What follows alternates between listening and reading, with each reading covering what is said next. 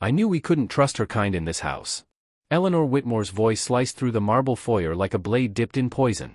Her diamond-encrusted finger pointed directly at Simone Washington, and every word dripped with decades of inherited contempt. People like you should be grateful we even let you through the front door. Now you want to steal from us too? Simone stood frozen between two security guards who gripped her arms as if she were a violent criminal rather than a housemaid who had just finished folding laundry. The $47,000 Cartier bracelet dangled from Eleanor's other hand, swinging like a pendulum of accusation. Behind Eleanor, Charles Whitmore stood in his custom Italian suit, his silver hair perfectly styled, his expression cold and distant as if he were watching something mildly inconvenient rather than witnessing the destruction of an innocent woman's life. Simone's cleaning cart lay overturned near the door, her supplies scattered across the pristine floor. Bottles of cleaning solution. Fresh rags. A pair of yellow rubber gloves. And allegedly, hidden among those ordinary items, Eleanor Whitmore's precious bracelet. But here is what the Whitmores did not know. What none of them knew in that moment. Simone Washington had been sneaking into their master bedroom every single night for the past 2 weeks. At exactly 2:47 a.m., when the sleeping pills had done their work and the mansion fell silent, Simone had crept through the darkness with her heart pounding so loud she was certain it would wake the dead. And what she discovered during those 14 terrifying nights would soon make everyone in that mansion cry. Some from shock. Some from shame. And some from the devastating realization that they had underestimated the wrong woman. The accusation came on a Tuesday morning in March 2023. It was the kind of crisp New England day that should have been beautiful. Sunshine streamed through the floor-to-ceiling windows of the Whitmore estate in Greenwich, Connecticut. The gardens outside were perfectly manicured. The air smelled of fresh coffee and expensive perfume. Everything about the scene suggested wealth, refinement, and order. But for Simone Washington, this Tuesday morning felt like the beginning of the end. She was 34 years old. A single mother to 7-year-old Jeremiah, a bright-eyed boy who loved dinosaurs and asked too many questions and needed asthma medication that cost $400 a month. Every dollar Simone earned from her housekeeping job went toward keeping Jeremiah healthy and fed and clothed. Every dollar went toward the dream of someday sending him to college, giving him opportunities she never had, breaking the cycle that had trapped her family for generations. Simone had grown up in Hartford, raised by her grandmother Ruth Washington after her mother disappeared into addiction and her father disappeared into prison. Grandma Ruth had cleaned houses for 45 years. She had scrubbed toilets for wealthy families. She had washed sheets that cost more than her monthly rent. She had smiled through condescension and swallowed her pride because she had a granddaughter to raise and bills to pay. And through it all, Grandma Ruth had taught Simone one unshakable truth. Baby, honest work is nothing to be ashamed of. You hold your head high. The Lord sees your labor even when the world looks down on it. Simone had carried those words with her through every humiliation. Through every time a wealthy employer talked to her like she was invisible. Through every time someone locked up their valuables when she entered a room. Through every time she heard whispered comments about the help as if she did not have ears, feelings, or dignity. For 3 years, Simone had worked for the Whitmore family. 3 years of arriving at 6 a.m. and leaving at 8 p.m. 3 years of scrubbing their 7 bathrooms until the marble sparkled. 3 years of washing their Egyptian cotton sheets and pressing their designer clothes and preparing their guest rooms for visitors who never acknowledged her existence. 3 years of smiling through Eleanor Whitmore's casual cruelty and Charles Whitmore's cold indifference. And now this. Accused of stealing. Humiliated in front of security guards and household staff. Guilty until proven innocent in the court of Eleanor Whitmore's opinion. Check the security footage, Simone said, her voice shaking but firm. She forced herself to meet Eleanor's eyes even though everything in her wanted to look away. I didn't take anything. Check the cameras. They'll prove I never went near your jewelry. Charles Whitmore finally spoke. His voice carried the bored authority of a man who had never been told no, never been questioned, never been held accountable for anything in his 62 years of privileged existence. The cameras in the East Wing have been malfunctioning all week. How convenient for you. Eleanor's lips curled into a smirk. She was already scrolling through her phone, preparing to make the call that would seal Simone's fate. I'm calling the police. And after they arrest you, I'm calling every housekeeping agency in Connecticut. Every hotel. Every private residence. By the time I'm done, you'll be lucky to clean gas station bathrooms. No one will ever hire you again. Simone felt her chest tighten. Not from fear for herself, but from the sudden, crushing thought of Jeremiah. He was at after-school care right now, probably doing homework or playing with blocks, completely unaware that his mother's world was collapsing. What would happen to him if she was arrested? Who would pick him up? Who would give him his medication? Who would hold him when he had nightmares? Mrs. Whitmore, please. Simone hated the pleading tone in her own voice, but she could not help it. I have worked for this family for 3 years. I have never taken anything. Not a piece of fruit. Not a magazine. Not a single thing that did not belong to me. I would never steal from you. Eleanor laughed. It was a cold, cruel sound that echoed off the marble walls. Of course you would say that. Every thief claims innocence when they're caught. But the bracelet was in your cart. Right there with the dirty rags where you thought no one would look. She turned to the security guards. Hold her until the police arrive. And search her car. Her locker. Everything. I want to know what else she's stolen. One of the guards, a young man who at least had the decency to look uncomfortable, tightened his grip on Simone's arm. Ma'am, we should probably wait for the police before conducting searches. I don't pay you to think, Eleanor snapped. I pay you to follow orders. Search everything. Simone's mind raced. She thought about the documents hidden in her car. The printed copies she had made the previous night, just in case something went wrong with her phone. Evidence of something far bigger than a missing bracelet. Evidence that could destroy the Whitmore empire and save dozens of families from losing their homes. If they found those documents before she could explain, everything would fall apart.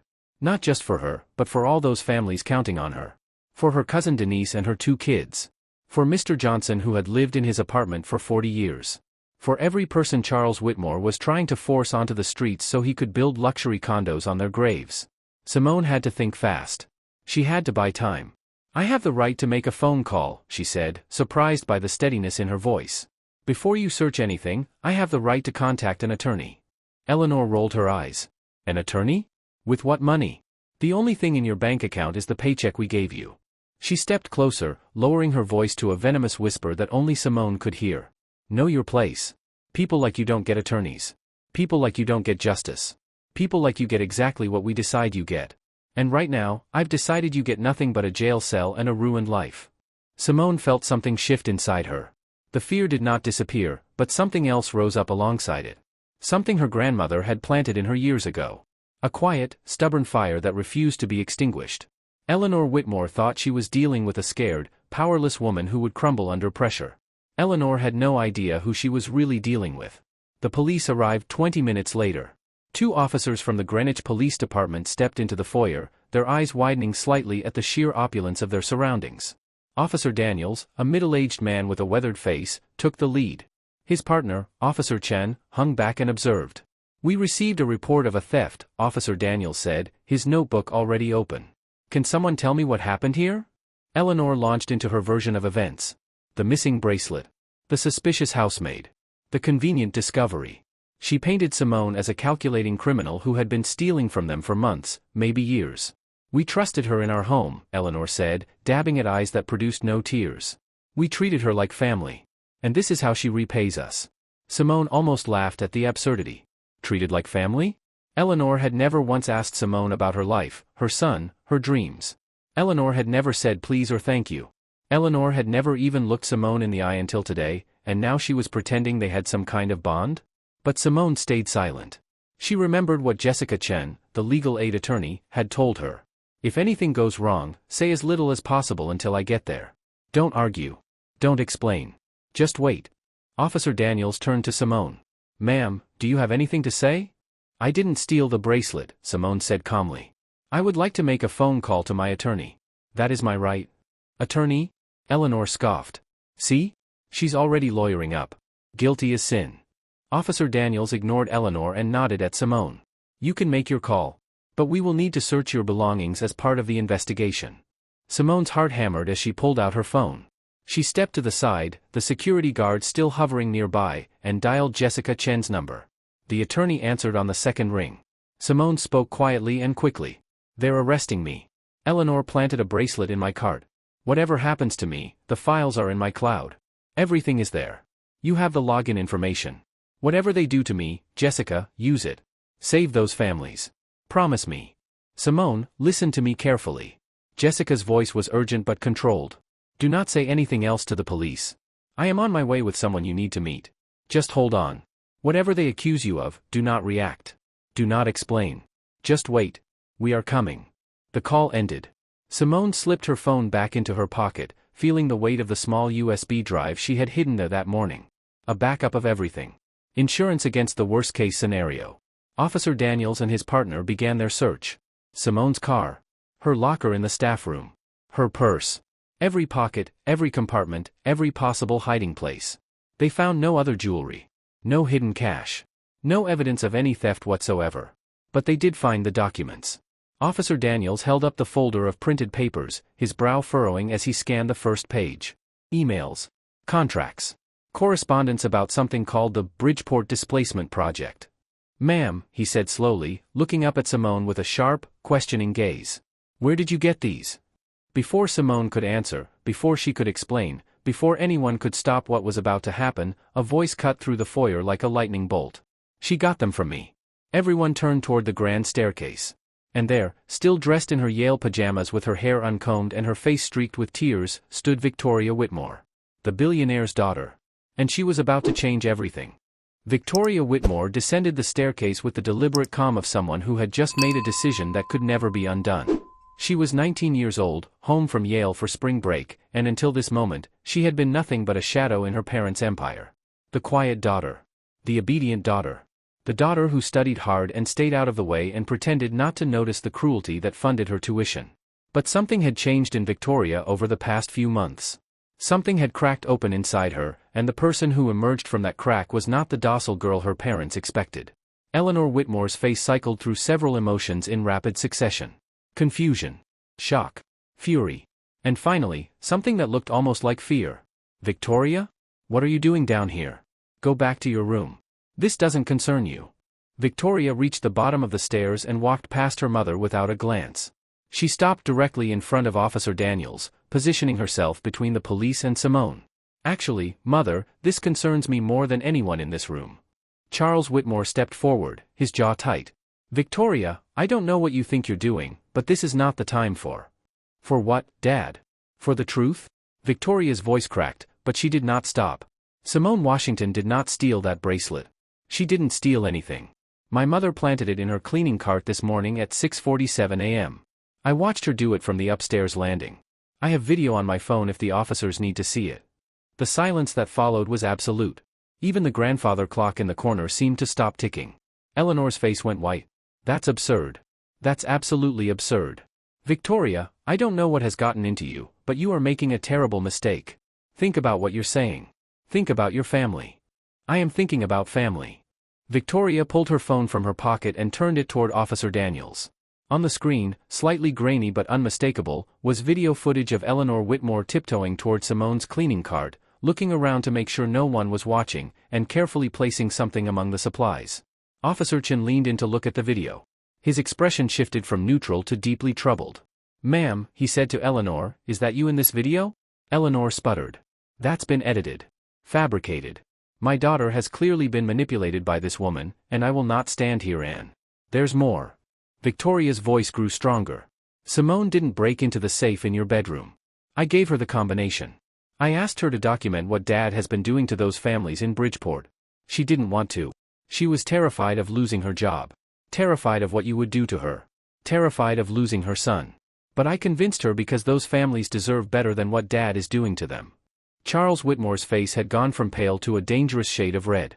He strode toward his daughter, his hand raised as if to grab her arm, but Officer Daniels stepped between them. "Sir, I'm going to need you to step back. This is MY house. That is MY daughter. And she is clearly having some kind of breakdown. I demand that you, sir, step back." Something in Officer Daniels' tone made Charles pause. He was not accustomed to being told what to do. He was not accustomed to anyone standing between him and what he wanted. But there was something in the officer's eyes that suggested pushing further would be unwise. Charles stepped back. But his eyes never left Victoria, and the look in them was not fatherly concern. It was cold, calculating rage. Simone watched all of this unfold with a mixture of relief and terror. Relief that Victoria had come forward. Terror about what would happen next. She had known Victoria was involved, of course. It had been Victoria who approached her that night 3 weeks ago, Victoria who explained what her father was doing, Victoria who begged Simone to help gather evidence. But Simone had never expected the girl to expose herself like this. She had assumed Victoria would stay hidden, protected, anonymous. Instead, Victoria had just declared war on her own parents in front of police officers and household staff. The story of how they came together began 3 weeks earlier, on a Friday evening that changed everything. Simone had been finishing her evening duties, emptying the trash in Charles Whitmore's home office. It was a task she performed every day, one so routine she could do it with her eyes closed. But on this particular Friday, something made her pause. Voices. Through the wall. Charles Whitmore's voice, raised in frustration, carrying through the heating vent that connected his office to the master bedroom. Simone knew she should leave. She knew eavesdropping on her employer was dangerous, foolish, possibly grounds for immediate termination. But something in Charles's tone made her freeze. Something in his words turned her blood to ice. "I don't care what it takes, Richard. We need those people out of the Bridgeport property by the end of the month. Cut their water if you have to. Make it unlivable. Mice, mold, gas leaks, whatever it takes. Those tenants are standing between me and a $200 million development deal. Make them leave." Simone's hands trembled around the trash bag she was holding. She knew those apartments. She knew the people who lived there. Her cousin Denise lived in Building C with her 2 children, Marcus, who was 9, and little Destiny, who was only 4. Mr. Johnson from her church lived in Building A, apartment 4B, where he had resided for 40 years since moving up from Alabama in 1983. The Hernandez family lived there. The Williams family. The Okonkwo's. 15 families Simone knew personally, all crammed into those aging buildings that the Whitmore Corporation apparently owned. And now she knew why the elevators had stopped working 3 months ago. Why the heat had become unreliable in January. Why residents kept reporting mysterious gas leaks that forced evacuations and were never actually fixed. Why the rent had suddenly tripled with 30 days' notice. Why inspectors kept finding code violations that had never existed before. It was all Charles Whitmore. Every inconvenience, every hardship, every sleepless night those families had endured was by design. He was making their lives miserable on purpose, pushing them out so he could tear down their homes and build luxury condos for people who would never know or care about the families who came before. That night, Simone could not sleep. She lay in her small bedroom in her small apartment, staring at the ceiling, thinking about Denise. Thinking about little Destiny, who had just started preschool and was so proud of her alphabet. Thinking about Mr. Johnson, who had showed Simone pictures of his late wife every Sunday after church, his eyes still soft with love after all these years. And she heard her grandmother's voice, as clear as if Ruth Washington were sitting beside her. "Baby, sometimes the Lord puts you in a position not for comfort, but for purpose. When He shows you something, it ain't by accident. The question is, what are you going to do about it?" What could she do? She was a housemaid. She had no money, no connections, no power. The Whitmores could crush her like an insect if she tried to expose them. They could have her arrested, deported if they lied about her immigration status, separated from Jeremiah permanently. They owned police. They owned judges. They owned everyone. But they did not own her conscience. The next morning, Simone made a phone call to the Legal Aid Society of Connecticut. She was connected with attorney Jessica Chen, a woman who specialized in tenant rights and housing discrimination. Jessica listened to Simone's story without interruption, asked a few clarifying questions, and then said something that changed everything. "What you're describing sounds like a coordinated displacement campaign. Harassment disguised as property management. If we had documentation, proof of intent, a paper trail showing this was deliberate, we could take action. We could file injunctions. We could contact federal housing authorities. We could potentially stop this before those families lose their homes." Jessica paused. "But without evidence, it's your word against a billionaire's. And I don't need to tell you how that usually ends." Evidence. Simone knew where to find it. She knew Charles kept files in the bedroom safe. She had seen him access it dozens of times while she cleaned, never imagining that a housemaid might pay attention, might remember, might one day use what she saw. The code was 081577. August 15, 1977. Victoria's birthday. Charles muttered it under his breath every time he opened the safe, too arrogant to consider that the invisible woman dusting his nightstand might have ears. For 2 days, Simone wrestled with herself. The risk was enormous. If she was caught, she would lose everything. Her job. Her freedom. Her son. But if she did nothing, 15 families would lose everything instead. Families who had done nothing wrong except be poor, be black, be Latino, be inconvenient to a rich man's development plans. On the third night, Simone made her decision. She waited until 2:47 a.m. She knew the Whitmores' routines better than they knew themselves. She emptied their bathroom trash every day. She knew about the prescription sleeping pills Eleanor took, the melatonin Charles added on top of them, the way both of them slept like the dead from midnight until dawn. The mansion was silent as Simone crept through the darkened hallways. Her heart pounded so hard she could feel it in her throat. Every creak of the floorboards sounded like an explosion. Every shadow seemed to hide watching eyes. The master bedroom door was unlocked. It was always unlocked. Why would the Whitmores lock anything in their own home? They had security systems and guards and every protection money could buy. They never imagined the threat might come from within. Simone eased the door open. Moonlight streamed through the massive windows, illuminating the enormous bed where Charles and Eleanor slept in separate positions, backs turned to each other even in sleep.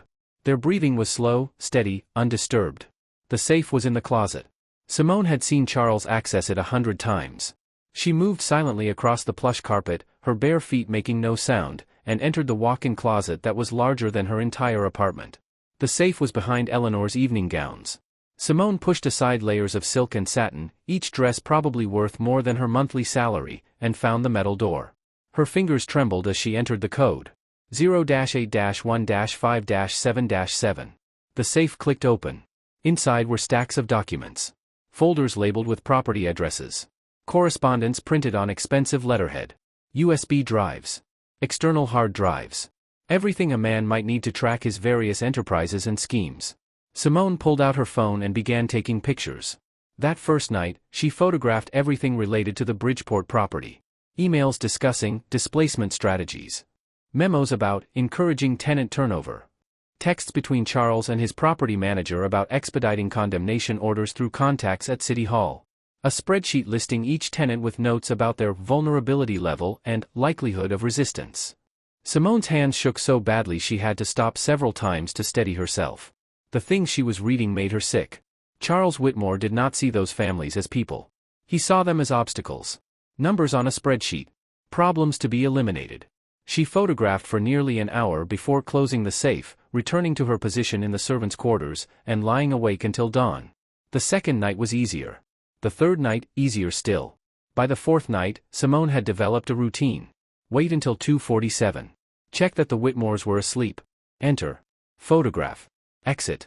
Upload everything to a secure cloud folder that Jessica Chen had helped her set up. By the end of the first week, Simone had documented enough evidence to prove a pattern of intentional harassment across 6 properties owned by the Whitmore Corporation. Families in Hartford.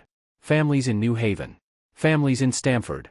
Hundreds of people being pushed out of their homes so Charles Whitmore could build luxury developments. And then, on the 8th night, something unexpected happened. Simone had just finished photographing a new batch of documents when she heard a sound behind her. She spun around, her phone clutched to her chest, her heart stopping completely. Victoria Whitmore stood in the closet doorway. For a long, terrible moment, neither woman moved. Simone prepared herself for the screaming, the accusations, the end of everything she had been trying to build. But Victoria did not scream. Instead, she stepped into the closet, closed the door behind her, and whispered, "I know what my father is doing. And I want to help you stop him." Simone could barely process what she was hearing. "I don't understand. You're his daughter. Why would you?" "Because I heard him 3 months ago." Victoria's eyes glistened in the darkness. "I heard him on the phone, laughing about how easy it was to push people out. Laughing about families losing their homes. I saw emails on his computer. I saw what kind of man he really is." Her voice cracked. "I've been looking for someone to help me get proof. Someone who would actually do something instead of just looking the other way. And then I noticed you. I noticed how you reacted after you heard him that night in his office. Your face changed. You went pale. And I knew you were like me. I knew you cared. You've been watching me? I've been watching everyone in this house for months, trying to figure out who I could trust. My mother would never believe me. The staff are too scared of losing their jobs. Our lawyers work for him." Victoria took a shaky breath. "You're the only one who ever looked at my parents like you saw through them. The only one who didn't just accept their cruelty as normal." Simone did not know what to say. She had spent weeks convinced she was alone in this, terrified and isolated, and now the billionaire's own daughter was standing in front of her, asking to join forces. "It's dangerous," Simone finally said. "If your father finds out? He'll disinherit me. Cut me off completely. Maybe worse." Victoria nodded. "I know. But I can't live with this anymore. I can't keep pretending to be the good daughter while he destroys people's lives. I can't keep spending his money knowing where it comes from." She reached out and touched Simone's hand. "Please. Let me help. I can get you access to his computer. His private files. Things he'd never put in the safe. Together, we can build a case strong enough that no amount of money can make it disappear." That night, an alliance was formed in the darkness of Eleanor Whitmore's closet. The housemaid and the heiress, united by a shared conscience and a determination to bring down an empire built on suffering. Over the next 2 weeks, they worked in tandem. Simone continued her midnight missions to the safe. Victoria accessed her father's computer when he was in meetings, forwarding documents to a secure email account. Together, they built a file so comprehensive, so damning, that even the Whitmore fortune could not make it disappear. What Simone did not know was that Victoria had taken things even further. Before approaching Simone, Victoria had contacted the FBI. She had spent months researching her father's activities, and she had discovered that the Bridgeport displacement was just the tip of the iceberg. Charles Whitmore was involved in housing fraud across 3 states. He had bribed city officials. He had falsified inspection reports. He had engaged in discriminatory lending practices that targeted Black and Latino communities. His crimes were not just unethical, they were federal. Victoria had reached out to Agent Trevor Morrison at the FBI's Civil Rights Division. She had told him everything she suspected. But suspicions were not enough for federal prosecution. Agent Morrison needed documentation. He needed proof. "If you can get me that," he had told Victoria, "we can bring him down. Not just your father, but everyone involved. We can stop all of it." That was when Victoria began watching the household staff, looking for an ally who could help her access information she could not reach herself. And that was when she noticed Simone Washington. The whole time Simone thought she was protecting Victoria, Victoria had been protecting Simone. Setting up legal frameworks. Coordinating with the FBI. Making sure that when the inevitable confrontation came, Simone would be shielded from prosecution. And now that confrontation was here. Back in the foyer, surrounded by police officers and stunned family members, Victoria finished her confession. "I didn't tell Simone everything I was doing. I was afraid if she knew the FBI was involved, she might get scared and back out. So I let her think we were just gathering evidence for a civil case. I let her take the risks while I worked behind the scenes to make sure those risks would be worth it." She turned to look at Simone directly. "I'm sorry I wasn't honest with you. I was trying to protect you, but I should have trusted you with the whole truth." Simone did not know how to respond. Her head was spinning. The FBI? Federal charges? This was so much bigger than she had ever imagined. Eleanor Whitmore recovered from her shock and went on the offensive. "This is ridiculous. Victoria, you've clearly been manipulated by this woman. She's a con artist. A thief. She's been working on you for months, playing on your emotions, turning you against your own family." "Nobody turned me against you, Mother." Victoria's voice was ice cold. "You did that yourself. Every time you talked about those people like they were less than human. Every time you mocked the staff behind their backs. Every time you pretended not to see what Dad was doing." She pulled something from her pocket and held it up. "The diamond bracelet. And this. I took it from your jewelry box this morning. I knew you were going to frame Simone. I've watched you treat her like garbage for 3 years, and I knew the moment you suspected anything, you'd try to destroy her. So I let you. I let you plant it in her cart. I let you call the police. Because I needed it to happen while the FBI was ready to move." Officer Daniels looked at the bracelet, then at Eleanor, then at Victoria. "Let me understand this. You're saying your mother planted this bracelet to frame Mrs. Washington?" "Yes. And I have video proof." "And you're saying the documents we found in Mrs. Washington's car are evidence of federal crimes committed by your father?" "Yes. Crimes the FBI has been investigating for 8 months. As if on cue, the front door opened. Attorney Jessica Chen walked in, followed by a man in a dark suit who radiated federal authority. "Mr. Charles Whitmore?" The man held up a badge. "I'm Special Agent Trevor Morrison with the FBI. We have a warrant for your arrest." Everything happened very quickly after that. More agents appeared. Lawyers were called. Charles Whitmore was read his rights while Eleanor screamed threats and accusations that no one listened to. The household staff gathered in doorways, watching in stunned silence as the family that had lorded over them for years crumbled before their eyes.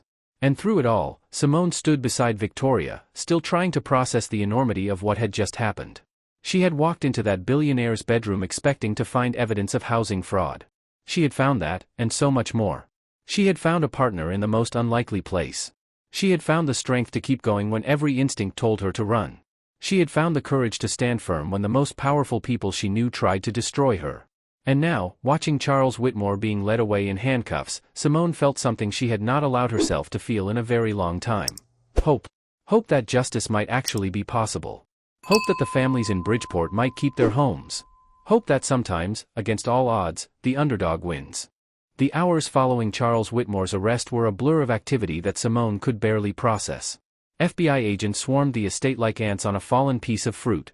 They carried boxes of documents out of Charles's office. They seized computers and hard drives.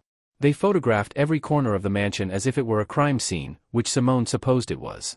Eleanor Whitmore had been separated from her husband and was being questioned in the sitting room by two female agents who seemed utterly unimpressed by her protests, her threats, and her increasingly desperate attempts to distance herself from Charles's activities.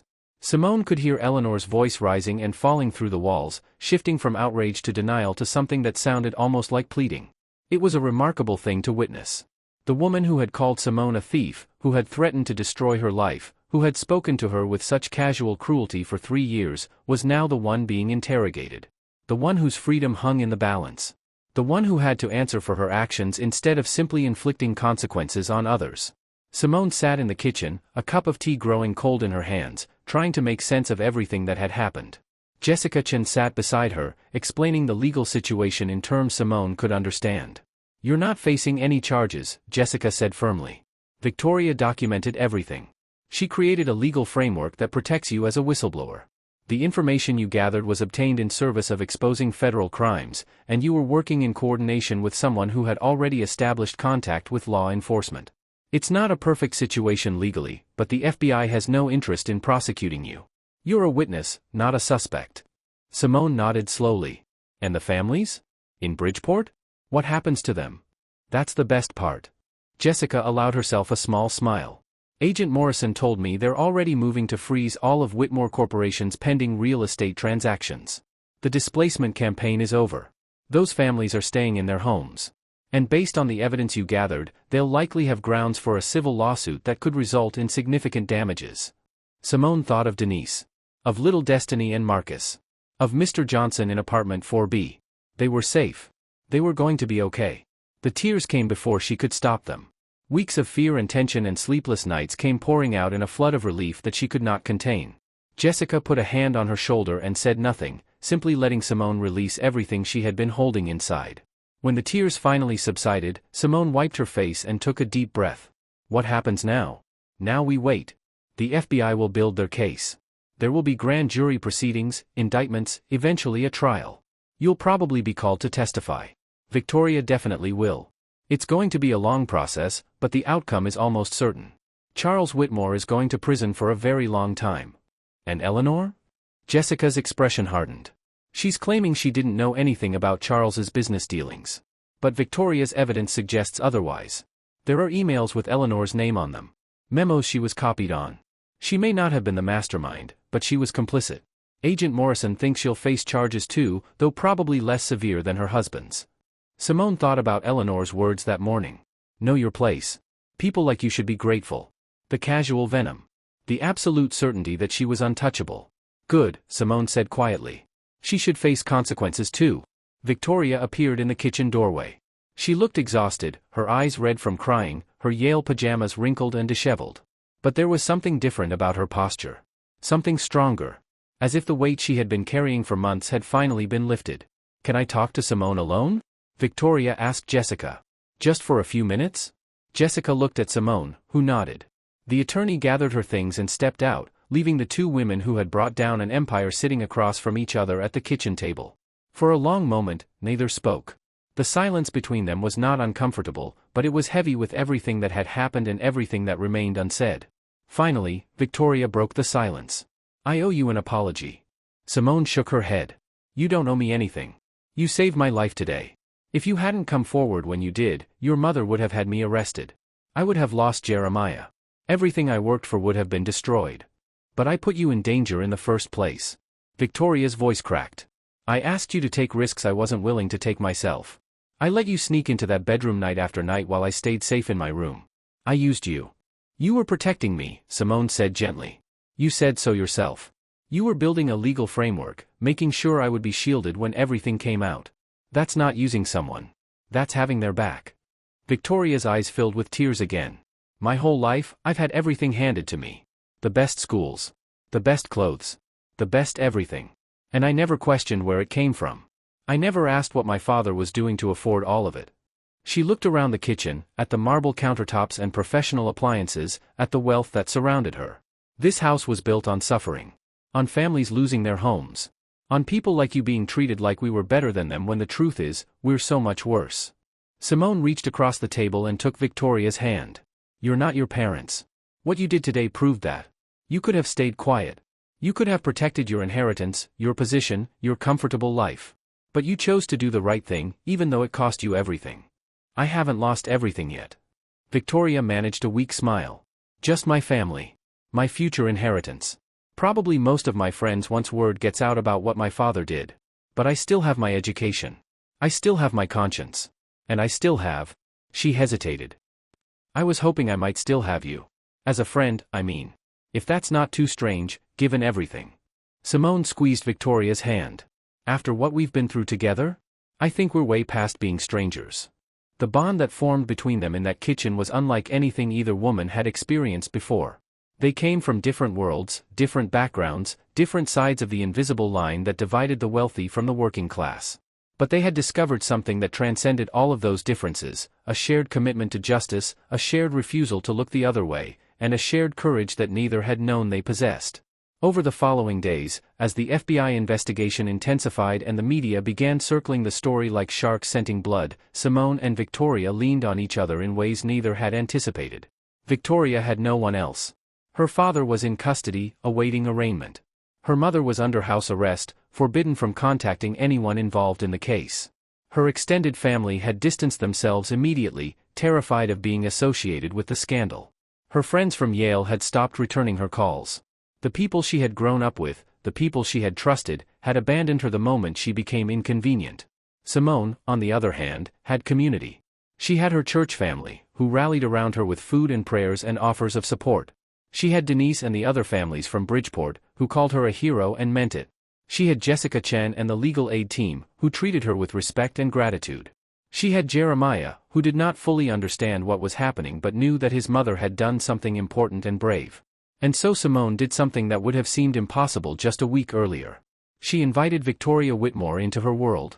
The first time Victoria visited Simone's apartment, she stood in the doorway for a long moment, taking in the small living room with its second-hand furniture, the tiny kitchen where Simone prepared meals for two on a budget of $50 a week, the cramped bedroom Simone shared with Jeremiah because she could not afford a two-bedroom unit.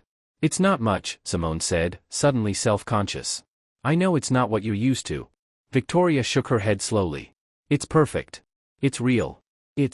She struggled to find the words. My parents' house had 47 rooms. 47. And I don't think any of them ever felt like this. Like what? Like home.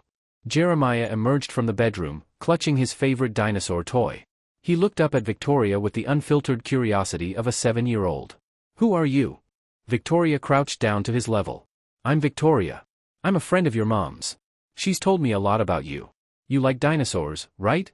Jeremiah's face lit up. I love dinosaurs. My favorite is the T-Rex because it's the biggest and the scariest.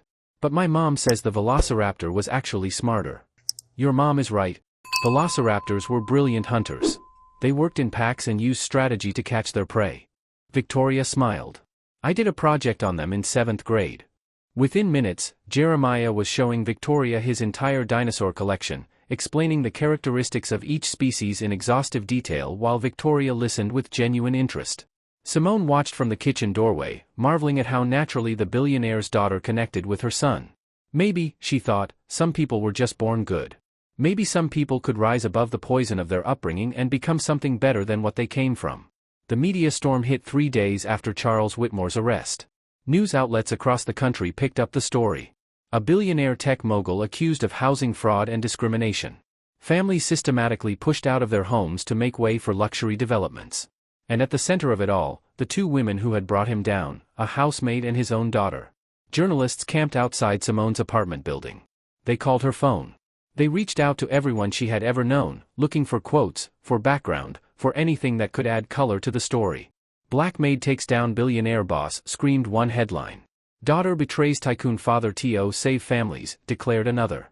The cleaner and the heiress, how 2 women brought down a real estate empire, announced a third. Simone refused most interview requests. She had no interest in becoming famous or being paraded before cameras. She had done what she did for the families in Bridgeport, not for recognition. But Jessica Chen convinced her to give one carefully controlled statement to the press, just enough to shape the narrative before others could shape it for her. Standing outside the legal aid offices with Jessica and Victoria by her side, Simone addressed the gathered reporters. 3 weeks ago, I was a housemaid. That's all. I cleaned houses to support my son, just like my grandmother cleaned houses to raise me. There's no shame in that work. It's honest work. It's necessary work.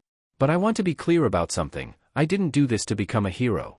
I did it because the people in those Bridgeport apartments are my family. My cousin lives there. My church members live there. When I learned what was being done to them, I couldn't stay silent. My grandmother taught me that when you see wrong being done, you have a choice. You can look away and protect yourself, or you can stand up and protect others. I chose to stand up. And I was blessed to find someone who stood with me. She looked at Victoria, who stepped forward to speak. I want to be honest about something. I'm not a hero. I'm the daughter of the man who caused all this suffering. For years, I benefited from his wealth without questioning where it came from. I wore expensive clothes paid for by displaced families. I attended expensive schools funded by discrimination and fraud. I am complicit in ways I'm still trying to understand. Victoria's voice trembled but did not break. Coming forward was the least I could do. It doesn't make up for the harm my family caused. But I hope it's a start. And I hope that anyone out there in a similar situation, anyone with power who sees wrong being done, will find the courage to speak up.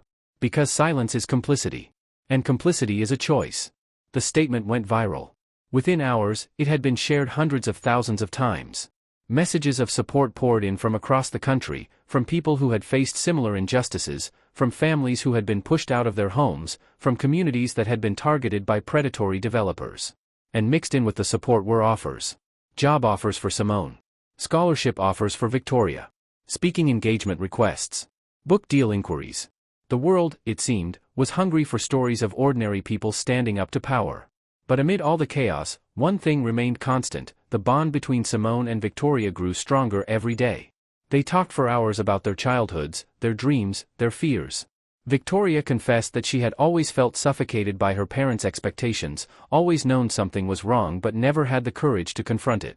Simone shared stories of her grandmother, of growing up poor but loved, of learning that dignity came from character rather than circumstance. They helped each other navigate the media attention. Victoria advised Simone on how to handle the lawyers and executives who suddenly wanted meetings. Simone kept Victoria grounded when the weight of public scrutiny became overwhelming. And together, they began planning what would come next. Because bringing down Charles Whitmore was only the beginning. There were other developers exploiting vulnerable communities. Other families facing displacement. Other wrongs that needed righting.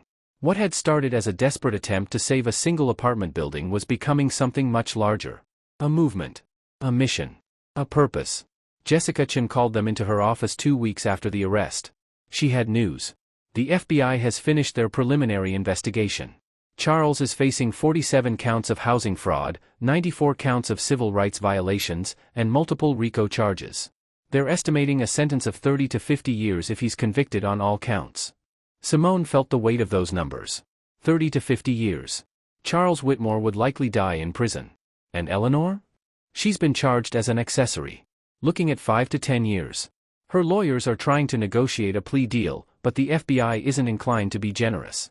Victoria sat silently, absorbing the information about her parents' fates. Simone reached over and took her hand. There's something else, Jessica continued. The families in Bridgeport want to do something to thank you both. They're organizing a celebration at the apartment complex next month. They want you there as guests of honor. Simone's eyes filled with tears for what felt like the 100th time since this all began. Of course. Of course we'll be there. Victoria nodded. I'd be honored. Jessica smiled. There's one more thing. The Whitmore Corporation is being dissolved, and its assets are being seized to compensate victims. But Victoria has access to her personal trust fund, which was established separately and isn't subject to seizure. She looked at Victoria. It's a substantial amount of money. Have you decided what you want to do with it? Victoria looked at Simone, then back at Jessica. I've been thinking about that a lot. And I have an idea. But I want to run it by Simone first. The trial of Charles Whitmore began on a gray Monday morning in September, 6 months after his arrest in that marble foyer. The federal courthouse in Hartford was surrounded by news vans and protesters carrying signs that read, "Housing is a human right," and "No more Whitmore," and "Justice for Bridgeport." Inside, the courtroom was packed with observers. Families who had been displaced by Whitmore Corporation developments. Housing advocates who had been fighting these battles for decades. Journalists from every major outlet. And in the front row, sitting side by side, Simone Washington and Victoria Whitmore. Charles was escorted in wearing an orange jumpsuit that looked wrong on a man who had spent his life in Italian suits. His silver hair had grown out and lost its perfect styling. His face was pale from months without sunshine. But his eyes still held that cold arrogance, that absolute certainty that somehow, he would escape the consequences of his actions. He looked at Victoria as he was led to the defense table. His lips moved, forming words only she could read, "You'll regret this." Victoria did not flinch. She held her father's gaze until he was the one who looked away. The prosecution laid out its case methodically. Emails, memos, financial records. Testimony from property managers who had followed Charles's orders. Testimony from city officials who had accepted his bribes. Testimony from families who had lost everything because of his greed. Mr. Johnson took the stand on the fourth day of the trial. He was 82 years old now, and he needed help climbing into the witness chair, but his voice was strong and steady as he described 40 years in his Bridgeport apartment. "I moved into that building in 1983. I raised my children there. I nursed my wife through cancer there. I held her hand when she passed there." His voice cracked, but he pressed on. When the problems started, the broken elevators, the no heat in winter, the mysterious leaks and mold, I knew something wasn't right. But I never imagined someone was doing it on purpose. I never imagined someone would look at old folks like me and see nothing but obstacles to be removed. The prosecutor showed him a document. "Mr. Johnson, do you recognize this?" It was the spreadsheet Simone had photographed from the safe. The one that listed each tenant with notes about their vulnerability level. "I see my name here," Mr. Johnson said, his hands trembling as he held the paper. "It says, elderly widower, low resistance, priority for removal." He looked up at the jury. That's what I was to them. A number. A problem to solve. Not a man who fought in Vietnam. Not a man who worked 40 years as a postal carrier. Not a man who loved his wife and raised his children and paid his bills on time for 4 decades. Just a problem to be removed. Several jurors were visibly moved. One woman wiped her eyes. A man in the back row shook his head in disgust. Charles Whitmore's defense attorneys tried their best. They argued that Charles was a businessman making difficult decisions in a challenging market. They argued that he had no direct involvement in the harassment tactics, that property managers had acted on their own initiative. They argued that the emails and memos were taken out of context. But the evidence was overwhelming. And when Victoria Whitmore took the stand on day 7 of the trial, the defense's case collapsed entirely. Victoria walked to the witness chair with her head held high.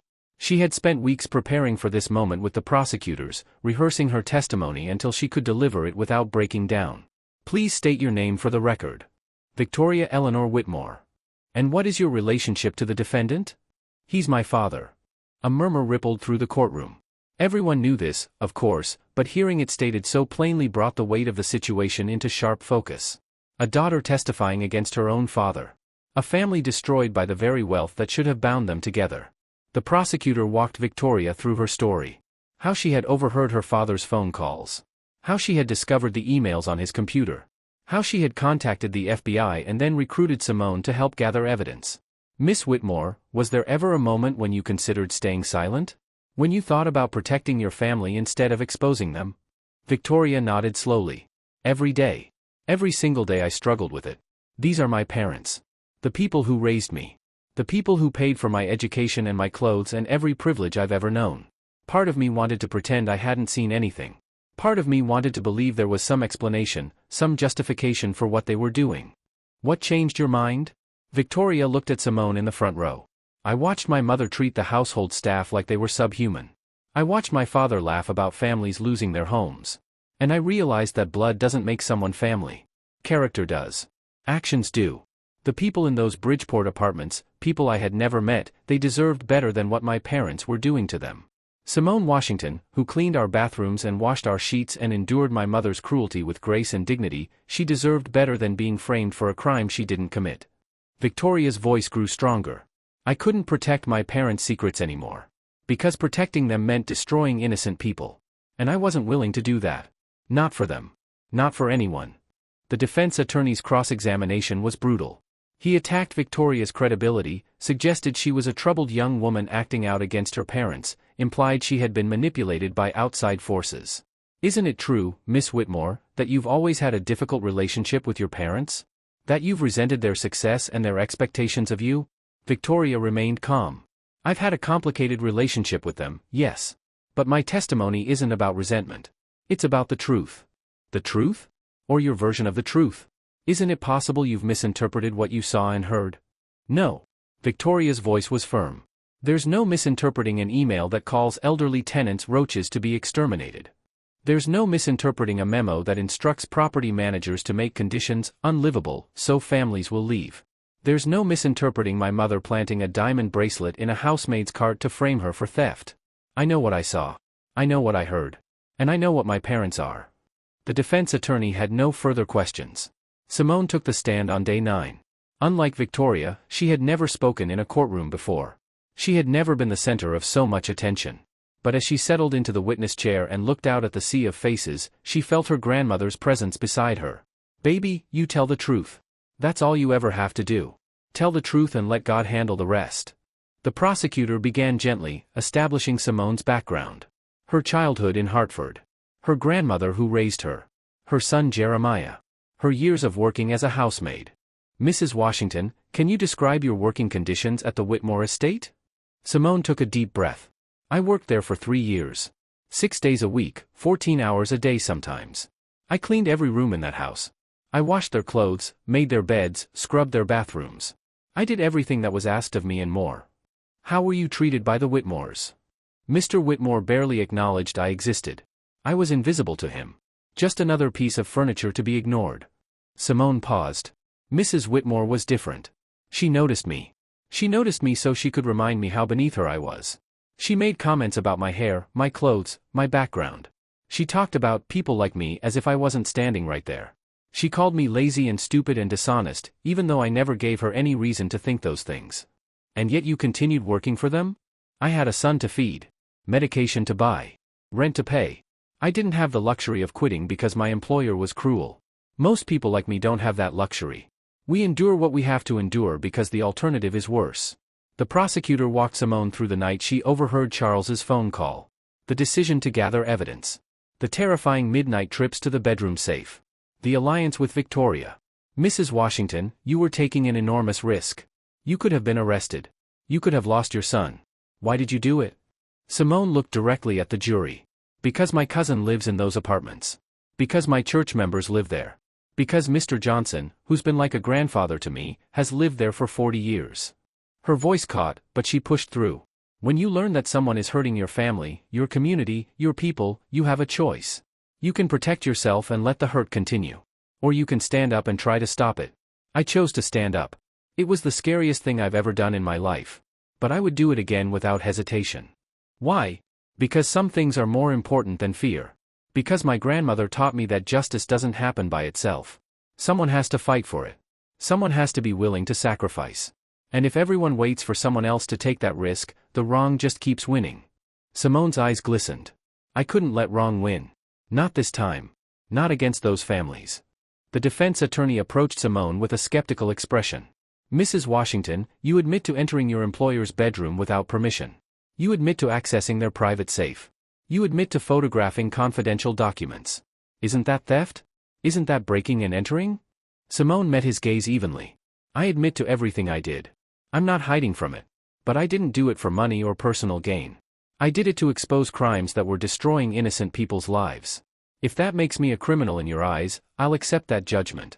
But I'd rather be a criminal who saved families than a bystander who let them suffer. The attorney pressed harder. Isn't it possible, Mrs. Washington, that you were motivated by greed?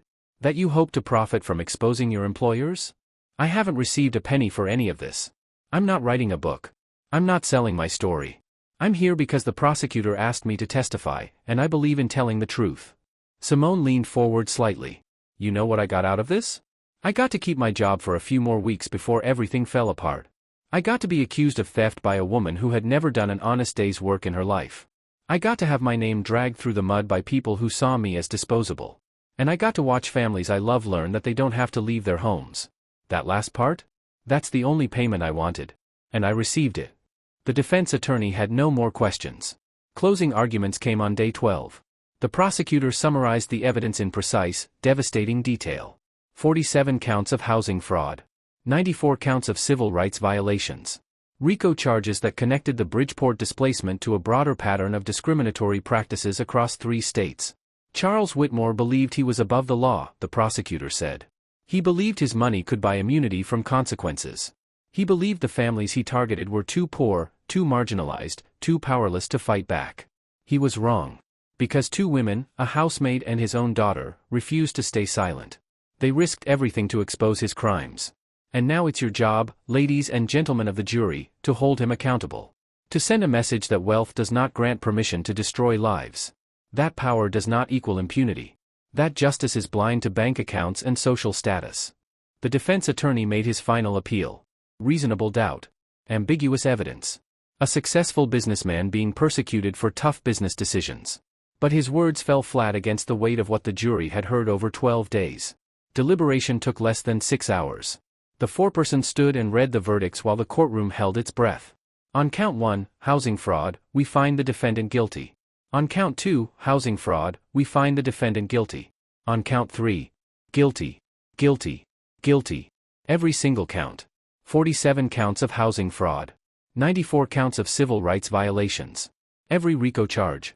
Every conspiracy charge. Every count of obstruction when Charles had tried to bribe witnesses during the investigation. Charles Whitmore sat motionless as the verdicts were read. His face betrayed nothing. But when the foreperson finished and the judge thanked the jury, something in Charles seemed to collapse inward. The arrogance drained from his posture. The certainty left his eyes. For the first time in his life, Charles Whitmore understood that he was not untouchable. That no amount of money could save him from what was coming. Sentencing came 3 months later. Charles stood before the judge in his orange jumpsuit, his defense attorneys having exhausted every possible appeal and delay. Mr. Whitmore, you have been found guilty of crimes that caused immeasurable harm to hundreds of families. You systematically targeted vulnerable communities, not because of any legitimate business purpose, but because you knew they lacked the resources to fight back. You treated human beings as obstacles to be removed. You corrupted public officials. You destroyed evidence. And when your crimes were finally exposed, you attempted to frame an innocent woman rather than accept responsibility. The judge paused, looking at Charles with undisguised contempt. The defense has argued for leniency, citing your age and your contributions to the community. But I find those arguments unpersuasive. Your age did not prevent you from committing these crimes. And your so-called contributions were funded by the suffering of others. You deserve no mercy from this court. The sentence was 47 years in federal prison. Charles would be over 100 years old before he was eligible for release. He would die behind bars. Eleanor Whitmore received her sentence 2 weeks later. 8 years for her role as an accessory.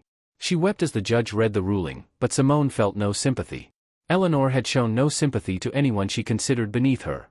She had planted evidence to destroy Simone's life without a moment's hesitation. She deserved every day of her sentence and more. The celebration in Bridgeport happened exactly 1 year after that terrible Tuesday when Simone had been accused of theft in the Whitmore foyer. The apartment complex was decorated with banners and balloons. Tables laden with food filled the courtyard. Music played from speakers someone had set up near the community garden. Every family was there. Mr. Johnson in his Sunday best, walking with a cane but refusing to sit down. Denise with Marcus and little Destiny, who had grown so much in the past year. The Hernandez family. The Williams family. The Okonkwo's. Everyone who had faced displacement and fought to keep their homes. And in the center of it all, surrounded by the community that had become her extended family, stood Simone Washington. Victoria stood beside her, no longer the billionaire's daughter but simply Victoria, a young woman finding her way in a world that looked very different from the one she had grown up in. She had used her trust fund to establish the Washington Housing Justice Foundation, named in honor of Simone and her grandmother Ruth. The foundation provided legal support to families facing displacement, funded community organizing efforts, and advocated for policy changes to protect vulnerable tenants. Simone had been hired as the foundation's first community liaison director. The salary was 3 times what she had earned as a housemaid. The benefits included full health coverage for her and Jeremiah. And most importantly, the work meant something. Every day, Simone woke up knowing she was making a difference. Mr. Johnson tapped his cane against the ground to get everyone's attention. The crowd quieted. 50 years I've lived in this country, he said, his voice carrying across the courtyard. I've seen a lot of injustice. Seen folks with power use that power to hurt folks without. Seen money by silence and fear by compliance. But I've also seen this.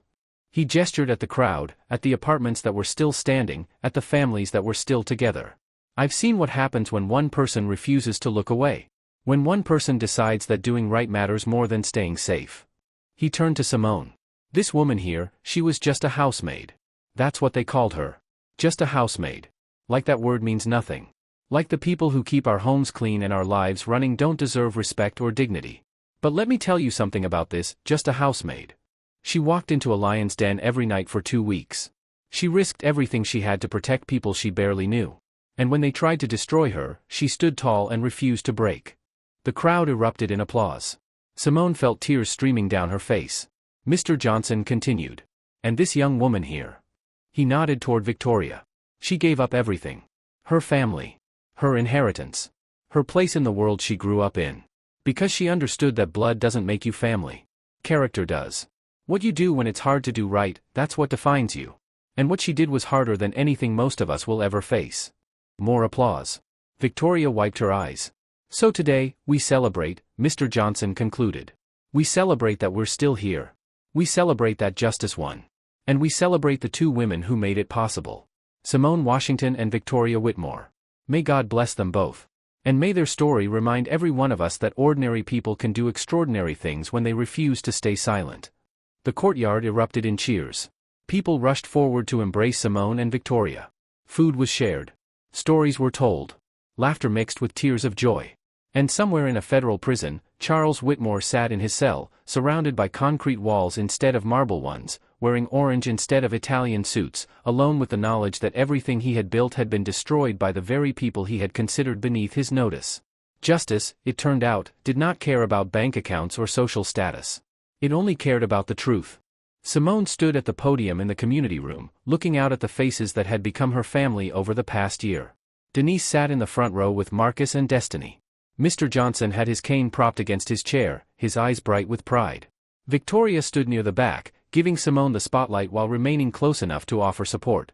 Jeremiah sat on Denise's lap, now 8 years old and beaming at his mother with the pure, uncomplicated love that only a child can offer. My grandmother used to say something that I carried with me through every terrifying moment of the past year, Simone began, her voice steady despite the emotion welling up inside her. She used to say that sometimes the Lord puts you in a position not for comfort, but for purpose. When I took that job at the Whitmore estate, I thought my purpose was simple. Earn enough money to take care of my son. Keep my head down. Stay invisible. Survive. She paused, looking at the families who had nearly lost everything. I had no idea that God had bigger plans. I had no idea that cleaning toilets and washing sheets would put me in a position to uncover something that could save hundreds of families. I had no idea that the woman I thought was my enemy's daughter would become the sister I never had. Victoria smiled through her tears. Every night I walked into that bedroom, I was terrified. My hands shook. My heart pounded so loud I was certain it would wake the dead. I kept thinking about everything I could lose. My job. My freedom. My son. But then I would think about all of you. About Denise and her babies. About Mr. Johnson who showed me pictures of his late wife every Sunday after church. About every family in this building who deserved dignity and a home. Simone's voice grew stronger. That fear never went away. But the purpose was bigger than the fear. And that's what I want everyone here to understand. Courage isn't the absence of fear. Courage is the decision to act despite it. Courage is choosing to do what's right even when everything inside you is screaming to stay safe. She looked at Jeremiah. My son asked me a few months ago if I was a superhero now. I told him no. I told him I was just a mom who loves him and wasn't willing to stay quiet when wrong was being done. That's not superhero stuff. That's just what we do. That's what my grandmother did. That's what all of you do every day when you get up and go to work and take care of your families and refuse to let this world break you. Mr. Johnson nodded slowly, his eyes glistening.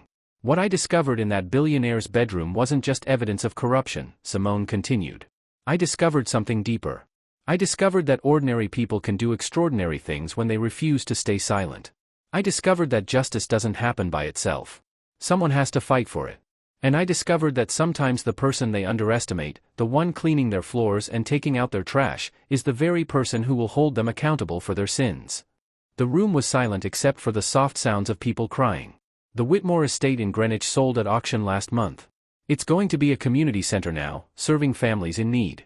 Every time I drive past with Jeremiah, I remember those 14 nights. Those 2:47 a.m. missions. The moment everything changed.